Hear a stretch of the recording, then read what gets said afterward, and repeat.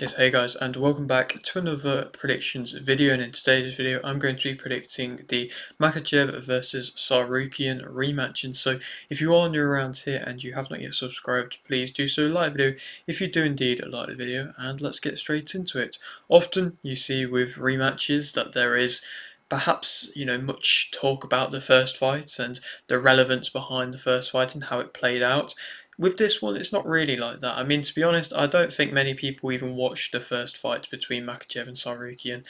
From, most people's perspectives, it wasn't that close of a fight. I mean, Tsarukyan lost. He lost quite clearly, but that was years ago. I believe it was 2019. Possibly may have been earlier. But like I say, it's been a different kind of route for both fighters, and in general, it's just very interesting to see how they have inevitably ended up crossing paths. Obviously, Tsarukyan, when he first came into the UFC, similar to that of Makhachev, there was a pressure, an expectation, and a momentum that they were both carrying behind them. But Tsarukyan had his loss versus Gamrot, and that kind of changed things a bit and perhaps slowed down his momentum, and I think in general made him improve as a fighter because he knew that he perhaps was struggling with the pressure and the momentum pressure that he had and the expectation pressure as a young fighter coming up has, and he just slipped. He perhaps was overlooking and didn't fight to the best of his abilities, but since then he's been on a great run. He's been climbing up the rankings, looking excellent in a lot of his performances, and has now finally kind of gotten himself that title shot. And it's kind of credit to his mindset where he is able to take that knock when all the pressure's on him, all the expectations are on him, and then being able to, come back and climb back up the rankings and really earn that world title shot instead of getting perhaps fast tracked, in which quite often you see, especially nowadays in the UFC, that happen. But to speak about them both as fighters, Makhachev, he's 26-1, he's got 5 KOs and 12 submissions. Tsarukyan is 22-3 with 9 KOs and 5 submissions. This fight is for the UFC lightweight title. Makhachev's last fight was a win via submission in round 5 versus Poirier, and Tsarukyan's last fight was a win via split decision versus Oliveira. Makhachev is a southpaw, and to speak a bit more about this fight, I mean, obviously Makhachev is pound for pound number 1 in the UFC. That is the rankings that the UFC have put out. Is that perhaps deserved? I mean, you kind of have to look at it and say yes. I mean, he's beaten pretty much all the major names in the lightweight division, and you kind of look down the division and there really isn't many options there waiting for him. And he's had 2 fights with Volkanovski. Yes, the first one was quite close, but the second one was a destructive head kick knockout, and so he has been warranted his pound for pound status. And the lightweight division as a whole, like I say, has been somewhat cleared out if by him, or if not, he's had things with not having to really fight Gaethje at the moment because Gaethje's coming off the loss to Holloway. Holloway's also in the rankings. He beat Dan Hooker. He's just coming off the win versus Poirier. So in general, like I say, there really isn't too many fighters in which in the lightweight division he actually has left to deal with, bar Tsarukyan. Obviously, he could underestimate Tsarukyan as a fighter. He hasn't achieved, a crazy amount as a UFC fighter as of yet. Tsarukyan, not like fighting somebody like a Volkanovski, who's a pound for pound, great in the history books, and was one of the best featherweights, if not the best featherweight ever, or somebody like Poirier, who had also fought at a high level for a long time and consistently had world title fights and UFC title fights, and has just looked excellent throughout. He's not had that Tsarukyan, so perhaps Makhachev might even be overlooking. But in general, I feel like Makhachev is growing in confidence, and I think that's helping him. His personality is coming out more, and I think he's stepping away from being Khabib's, part of Khabib's family. He's kind of getting out of his shadow and moving away from that now. And, I mean, the whole Dagestan takeover pretty much has been successful. I mean,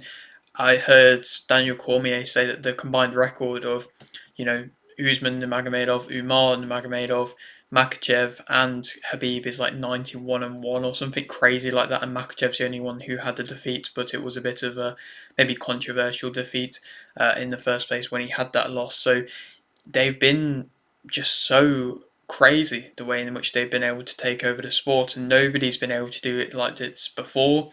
And what is their secret recipe?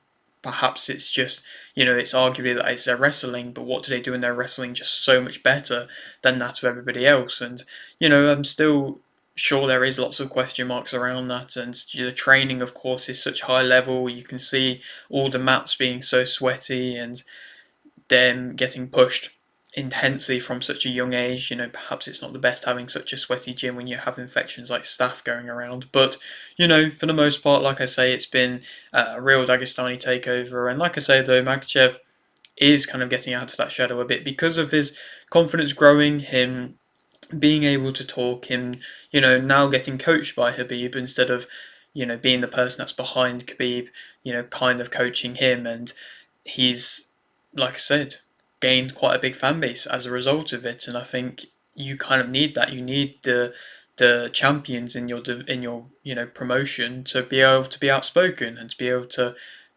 not even, Makhachev isn't really saying the fights he wants too much, but he's just entertaining on the mic, and you can see that. And so, yeah, I think continually he's growing in confidence. Not saying that he ever really lacked it when he's been fighting, but like I say, he's now able to headline events and do it consistently, and this is a very good fight. I think the whole event is an excellent event. There is some amazing names, and I'm going to speak about multiple different fights in this card in a moment, but perhaps the UFC may be in the best place it's ever been in, or in recent times at least. Like when you look at the shows in which they're putting on, obviously the main event of the fight night that was just last weekend wasn't really the biggest, but the actual card as a whole actually ended up being entertaining and quite a good show, to be fair. And so you then come into this one, which has two world title fights, top contenders, light heavyweight fights, and many other fights as well, including a few lightweight fights in the lower rankings, but still, really entertaining and could end up being important fights, plus multiple other ones as well. So you also look at the new fight nights in which they're announcing. We've got the Adesanya and Marvov one. That's got a great card as well. We've got the Cejudo Yodong one. That's got a great card as well. And it seems like most fights, most cards in which they're putting out are just such a high standard at the moment. And I think there is a lot of fan-friendly UFC fighters at the moment and around in the rankings. So I think it's just excellent to see the cards in which they're putting on, and they're providing consistent entertainment. And as an organisation, that's what you want to be doing. And yeah, it's just amazing to see. But to continue speaking about Makhachev a little bit more, there's been a few talks about him as to if he is able to beat something like a Tsarukyan. Like I mentioned, the lightweight division is pretty much cleared out for the moment for him. There isn't really anybody that's gonna make a claim or stake a claim to really get involved.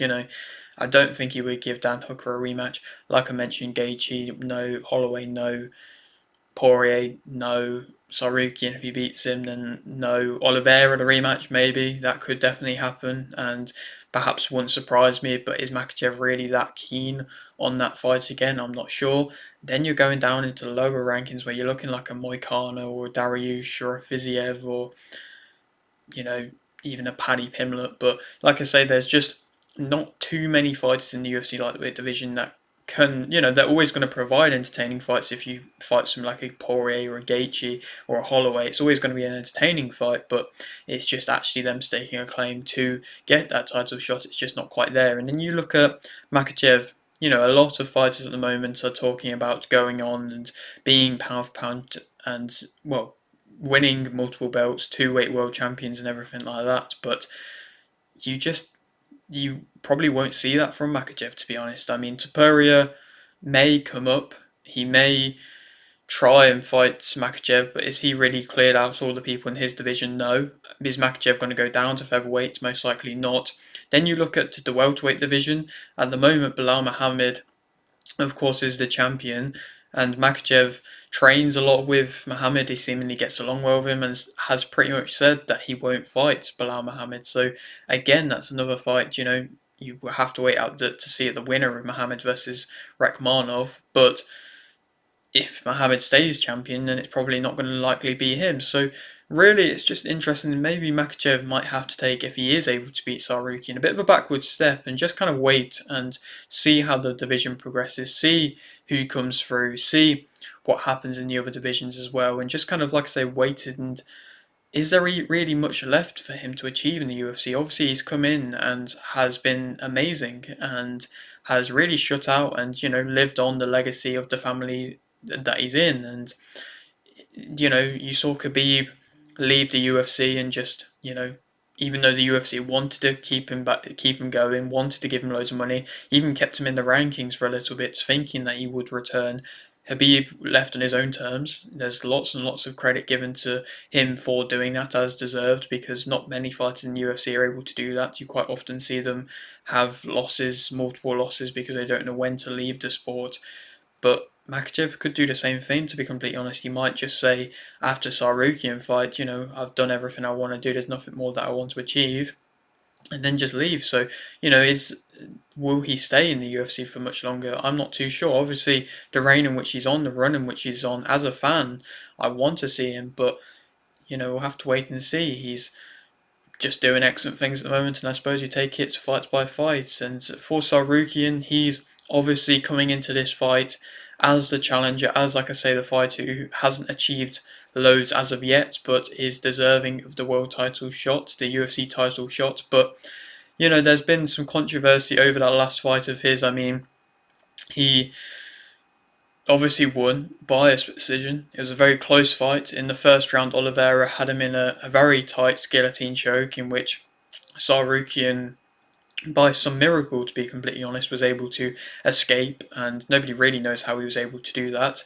And then the second round, he found a bit more success into the latter part of the round. Oliveira had a little bit more success, but into the fifth round, I mean into the third round, Oliveira almost got him with a submission again, and it was, perhaps a round more, for the most part, won by Tsarukyan, but in the ending seconds, Oliveira almost gets him out of there. So you kind of have to look and be like, if there is a 5-round fight, obviously most of the time that could be a headline event or that could be a co-main event. And now from pretty much then on, we've seen co-mains being 5 rounds, and even though that wasn't a co-main, it pretty much, like I say, has stirred co-main events to be 5-round fights. But you just kind of have to think, because it was UFC 300 and it was a 3-round fight, it's because it wasn't the co-main, it was the fight before that.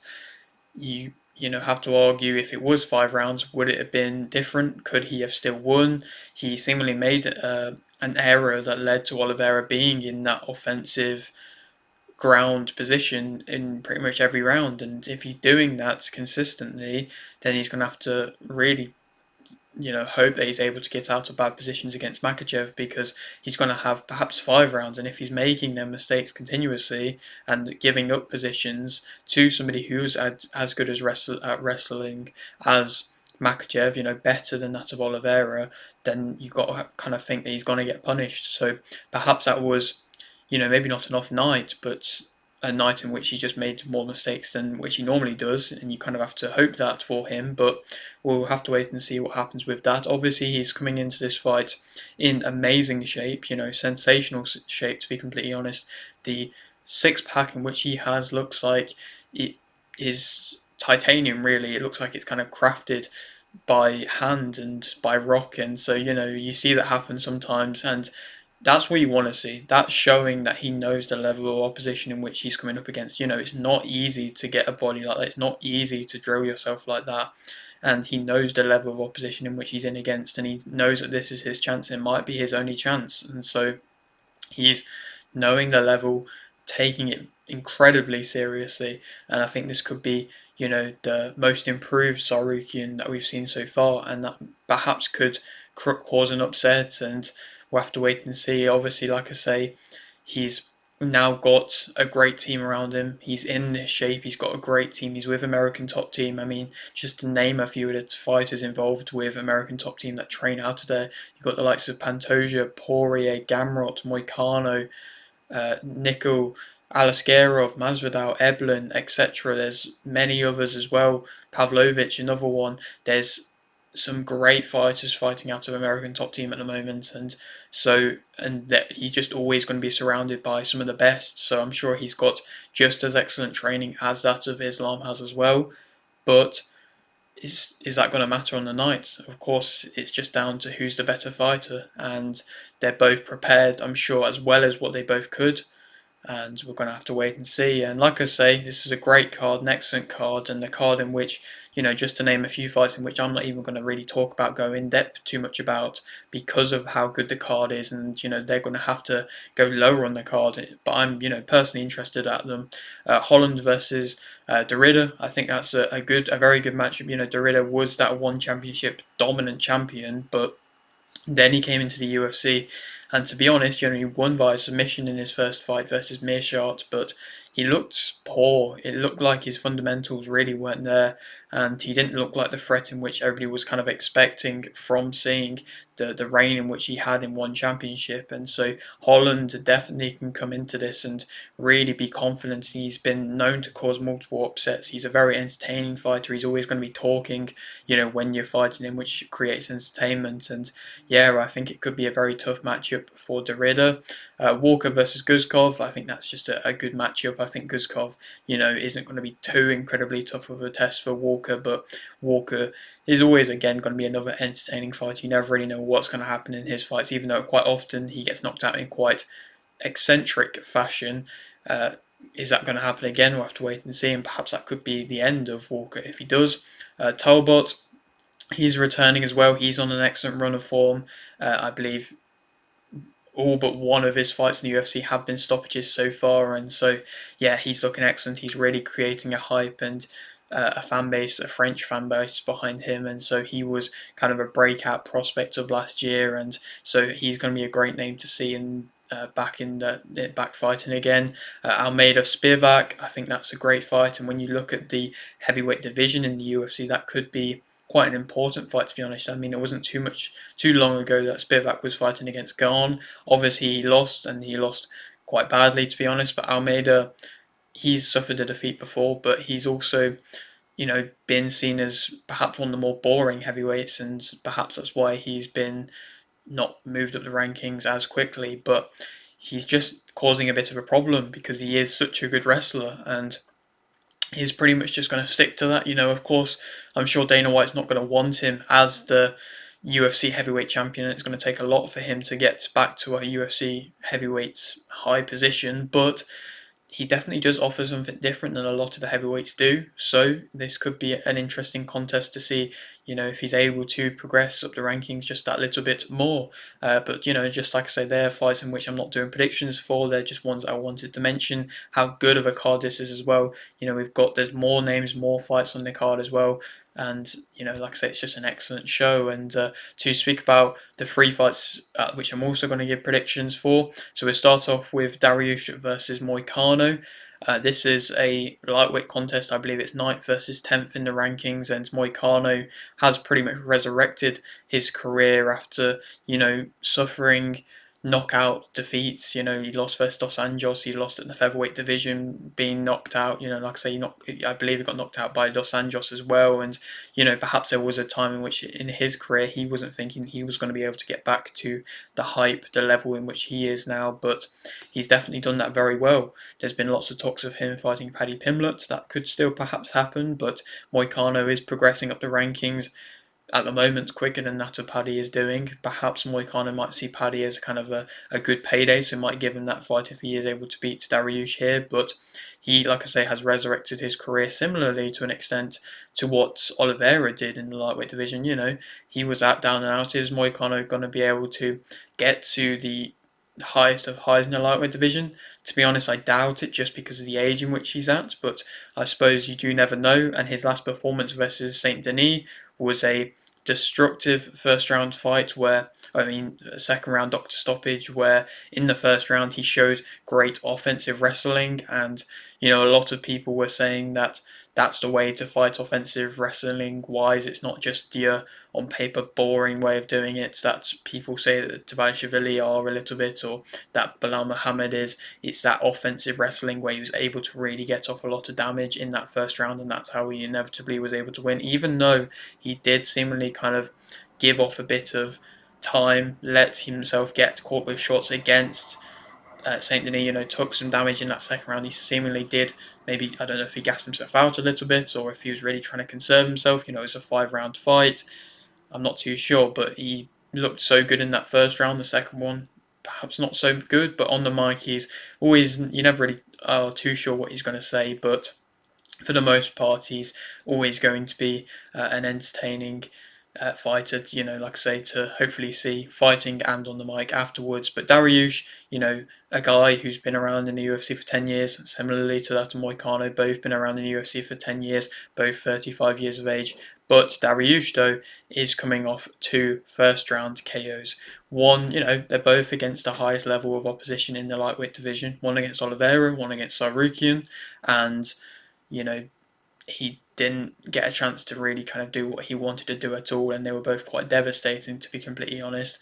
He's then gone and had, I believe, a year and a bit now away. I think that Moicano is going to win via TKO in round 2. I don't really see Dariush being able to come into this. Like I say, he's had that time away, which is always excellent to see when you see a fighter get hurt and get hurt again, like a Volkanovski situation. You want to see them have that time away to recover, see if they can recover, because when your chin does go, you need a lot of time to recover, and a lot of fighters aren't willing to give them as much time as they need. But I still think that Moicano is going to win via TKO in round 2. I think that offensive wrestling, that style in which he uses, is going to be too much for that of Dariush, and he's going to be able to win. Even if it is a doctor stoppage again, he's going to be able to win relatively comfortably Moicano. Then moving on to Prochazka versus Hill, basically the fight of the losers to Pereira, and this is a good matchup, to be completely honest. I mean, Hill's been saying a lot about Pereira. He's been calling him out over and over again. There was that video that kind of came out of him going up to Pereira and kind of squaring up against him in the gym, and Pereira offering to fight him with gloves on, and Hill just kind of rejecting it, to be honest. But Hill got knocked out badly in that first fight versus Pereira. Perhaps he got caught out by the ref trying to stop the fight, and he wasn't as switched on as what he should have been. But Prochazka, he's somebody that's coming off a bad stoppage defeat to Pereira. Pereira has been so dominant, and to be able to do this against 2 former champions is just amazing. I mean, Hill was the person to retire Glover Teixeira, and did so in impressive fashion, and in quite brutal fashion, to be honest. It was quite sad to see the beatdown in which he did offer to Teixeira. And Prochazka's been able to, have his own success in fights as well, and has been able to perhaps cause, in that first fight versus Pereira, a bit of problems to him, and he's then been able to, get a win versus Blachowicz as well, and so and a win versus Rakic, and so he's had successes. He was moved quickly to the highest point in the division. He's of course very unorthodox. He's gone and locked himself in a room for 3 days without any food, from what I've heard in this camp, which is very interesting. But some of the things in which he said about Pereira is also very interesting. So I don't really know where his head's at, or how his brain actually works, or how his training actually works. I don't even know if he has really a coach or anything. But I still think that Prochazka is going to win via KO in round 3. I think it's going to be a fight where Hill's just not going to be able to contain Prochazka's unorthodox, unusual type style, and Hill isn't the greatest of movers. He wants to fight at his tempo. Yes, he's powerful. Yes, he can offer good, punch combinations, but I think Prochazka, with the unorthodox of him, he's not just going to be like a TXera in that fight where he was backing up quite a lot and letting Hill come forwards. He's going to make it difficult, make it awkward for him, and I think he's going to win, like I say, via KO. He has a lot of power himself, Prochazka, and he's going to fully commit to every strike in which he throws, and so yeah, if he lands one on Hill, perhaps maybe he could survive it, but if he continually is able to do that, I think he will win via KO Prochazka. Now moving on to the co-main event and the fight in which personally might be my favourite on the entire card. It's Dvalishvili versus Nurmagomedov for that UFC bantamweight title in which Dvalishvili now holds. This is his first defence. It's excellent to see, to be completely honest, that this fight is happening as a first defence. I mean, Dvalishvili, a lot of people were saying that he was ducking the Magomedov, and a lot of people were saying that he didn't, he wasn't willing to give him the opportunity because Dvalishvili was calling out the likes of Piotr Jan and saying he wants a rematch with O'Malley and not really was wanting that fight with Magomedov. I don't know if the money came into it and he got a really good purse as a result to fight Magomedov. It might make sense, but he has now said he's going to fight him. I don't feel like he still believes that Nurmagomedov is deserving of that shot as of yet. I mean, Nurmagomedov has only beaten Sandhagen at the highest of levels in the bantamweight division, but you know, of course, the name in which he has and the route in which he's been able to get the victories has been so dominant so far, and the way he was able to really kind of destructively beat Sandhagen like very convincingly, it's really warranted this title shot for him, and so he's deserving of it, to be honest. Obviously, like I said, the name in which he has and the things, like I say, what I mentioned before, the Dagestani takeover that's happening.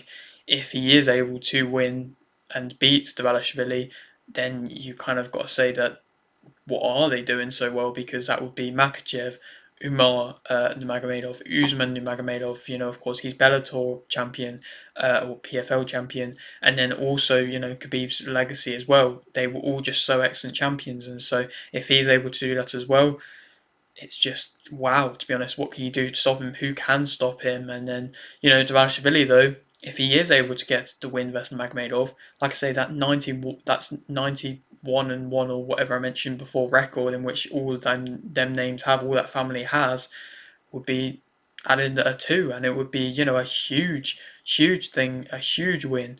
And he's getting written off by pretty much everybody. He worked so hard to get his world title shot versus O'Malley, his UFC title shot, and had to go on, I believe, like a 10-fight win streak to be able to do so in the UFC, and that is pretty much unheard of, to be able to not have a title shot within 10 fights of consistently winning.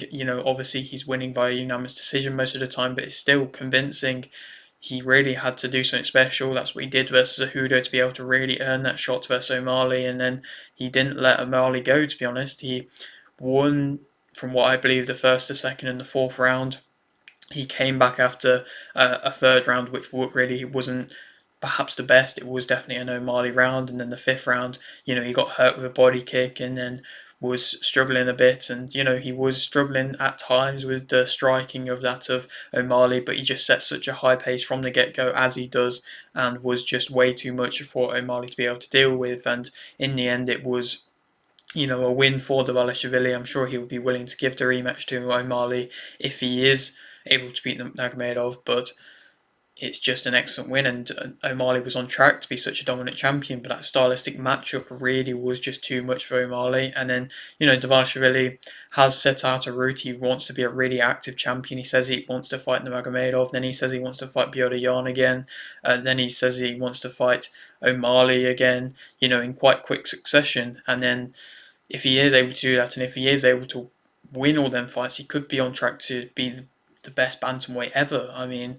he would have achieved so much in such a short space of time if he's able to do that, and I respect him for wanting to call out all these names and everything, but a lot of people are still writing him off against Nurmagomedov. Obviously, there is a bit of a back and forth between the two of them that has created a bit of entertaining build up. I feel like I've seen something a bit different from Dvalishvili in this fight. Against O'Malley, he was very playful and was calling him out in multiple different ways and putting out entertaining videos on Instagram. He's still kind of doing that, but there is a bit more of a serious element behind him against Nurmagomedov. He seems actually genuinely angry at him. He seemingly like frustrated with what's been happening, what's been said, and I don't know if we're going to see a different version of Dvalishvili, perhaps a more aggressive, violent version. We'll have to wait and see, but I think that Magomedov will win via split decision. I think it's going to be a very close fight. I think the Magomedov has the more varied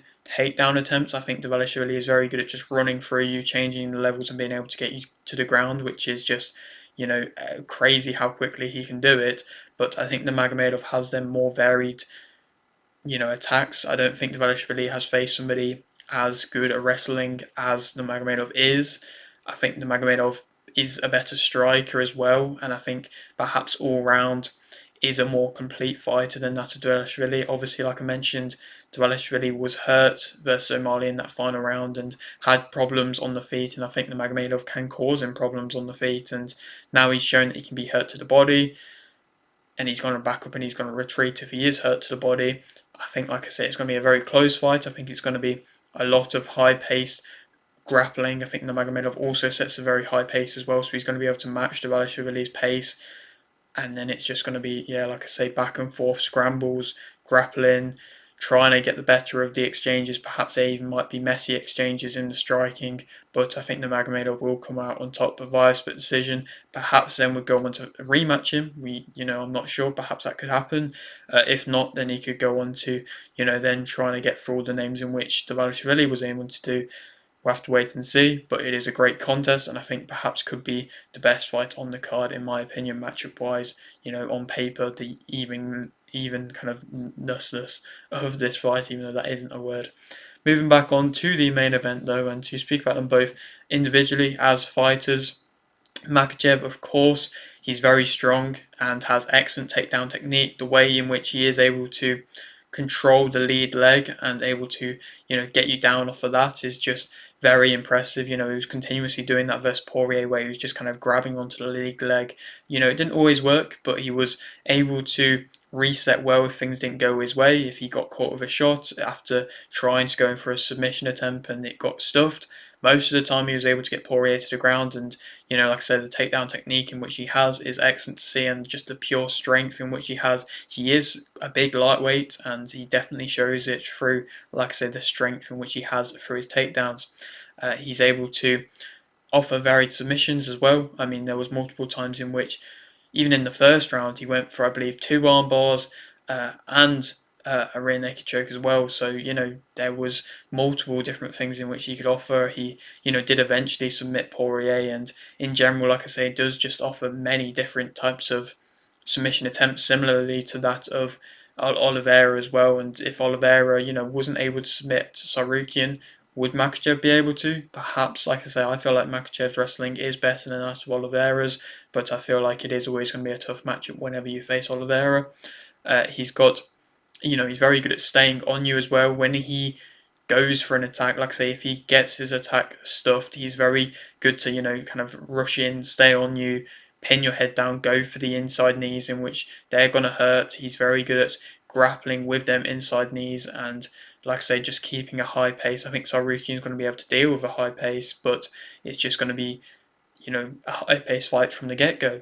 He can fight at a mid running close range. He's got quite an awkward rhythm. I think he is quite hard to be able to time and to be able to really slow down, because he does have times where he is, going a bit slow at times, but then he will then try and go for a takedown, or he'll rush in. And like I say, it's an awkward type rhythm. I think his movement is quite awkward for the most part as well.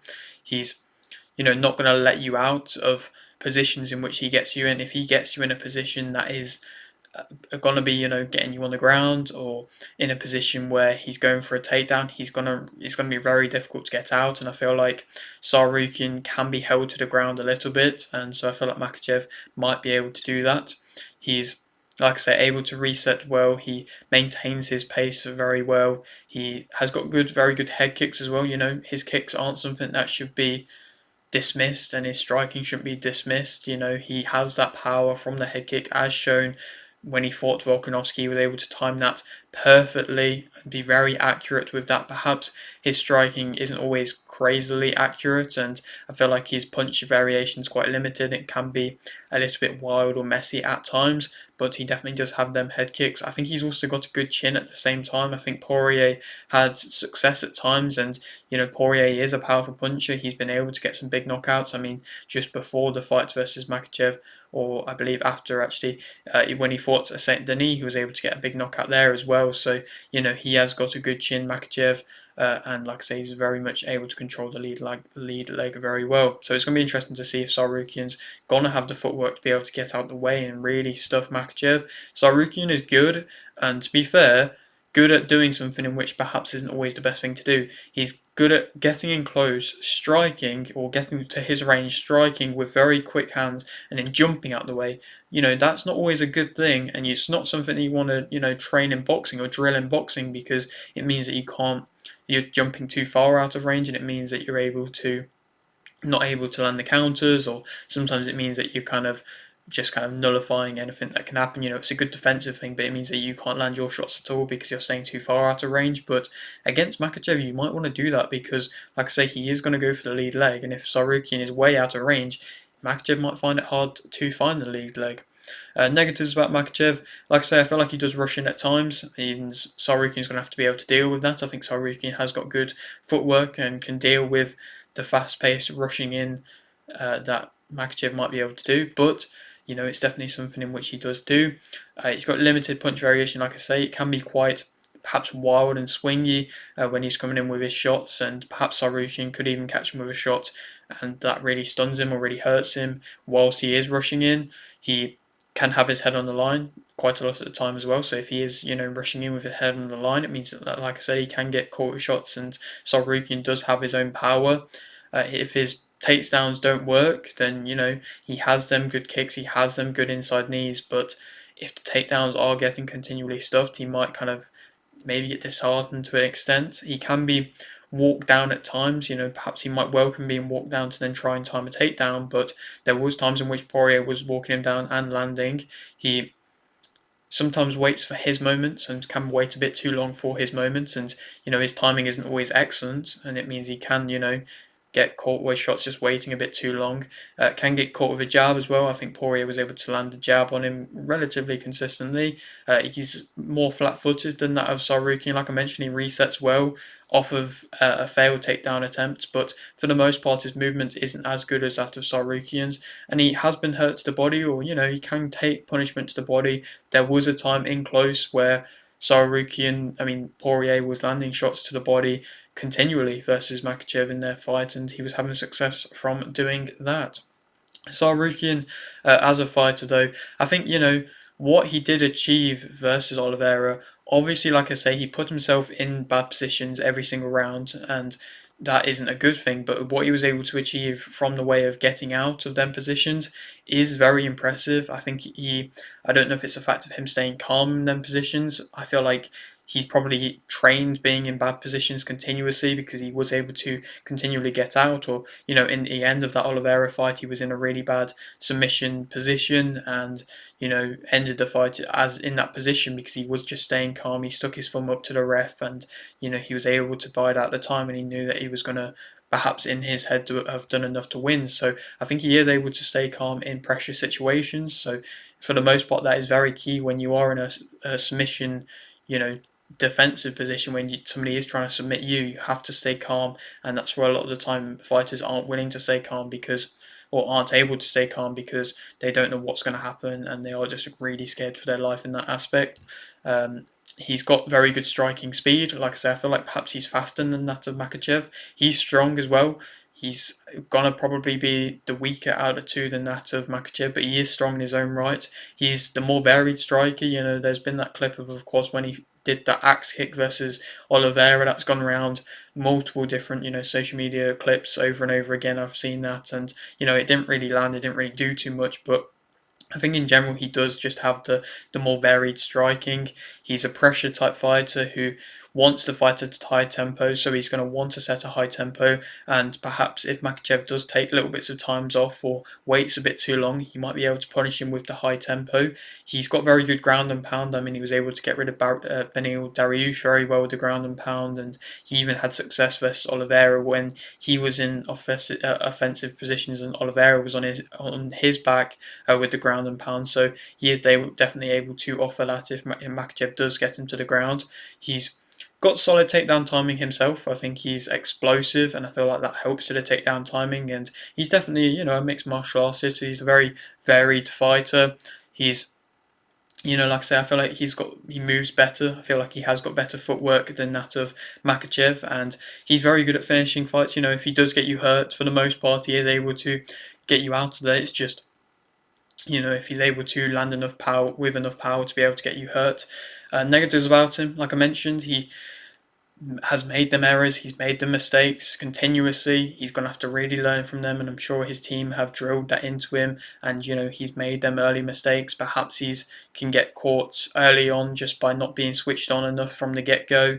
He puts himself in bad spots, like I mentioned. His leg kick, he can get caught with leg kicks and hurt with leg kicks, and he got dropped pretty much instantly by Oliveira with a leg kick, and so he is able to be susceptible to them. Makhachev more goes, didn't use too many of the kicks versus Poirier, but if he is to use them more with the strength in which he does have, he might be able to hurt Tsarukyan through them. He can be held on the ground as well, like I said, but I don't think he's as good at keeping you on the ground as that of Makhachev. He has that lesser submission threat. He isn't really going to go for as many submission attempts. He's not as varied in that aspect as that of Makhachev. He sometimes does fight opponents' fights. I feel like he did fight Oliveira's fight a little bit, just trying to get him to the ground at times. Maybe that was an ego thing. Maybe that was trying to catch him off guard. But I feel like he does fight opponents' fights. And I feel like I say, he does go way out of range as well. So with his striking, he might not be able to land too much powerful work because he is jumping so far out of range. Makhachev is the favourite for this fight, and I think that Makhachev will win via submission in round 4. I just feel like Tsarukyan could be completely, dialed in, locked in, not make any kind of ground mistakes, but just going into the later rounds, I could see him make one slip up, and Makhachev, if he sees that slip up, I feel like he's going to capitalise on it. I personally think he has got the better wrestling than that of Oliveira. He may not be, as nice in seeing it. No, he's not going to just lie down on the floor and just be able to get you out of there just lying on his back, but he's definitely going to be more of a threat, in my opinion, with his submissions when he gets you in the positions in which he's able to get you in through his strength. And I feel like he's going to win via submission in round 4. Again, like I say, don't believe that Tsarukyan is going to be able to deal with the strength of that of Makhachev. I feel like if Makhachev gets you in a submission position, he's going to be a lot stronger in that kind of squeeze than that of Oliveira. And yes, Tsarukyan's not going to be able to deal with it again.